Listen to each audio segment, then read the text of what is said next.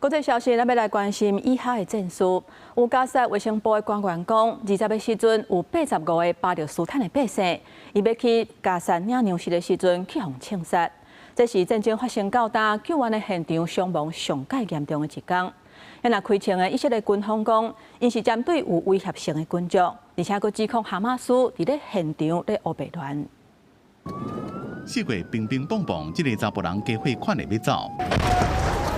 哪走哪听到远的所在有爆炸的声音，迄当阵真侪人接到以色列军方对部分地区发的撤离令，正拄要走就听到爆炸的声音。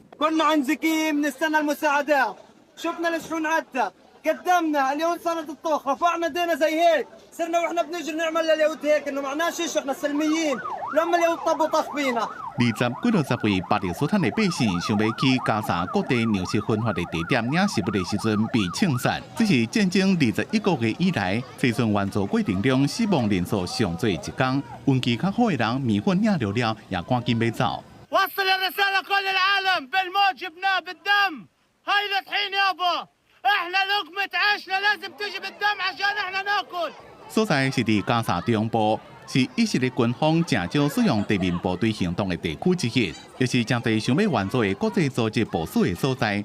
其中一个组织讲，有几个办事处和以色列军方要求按时撤离，不过以色列对这个消息无遂回应。The situation in Gaza has never been this bad. They are desperately hungry. Children are crying all the time for food. 有一位联合国的官员讲，以色列军队向想要对车队抢食物的人开枪，一般听到枪声，大家拢会走开。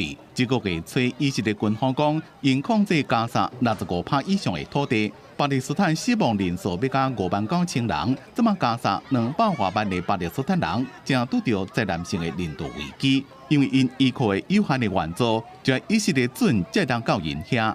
公司新闻黄文玲编辑。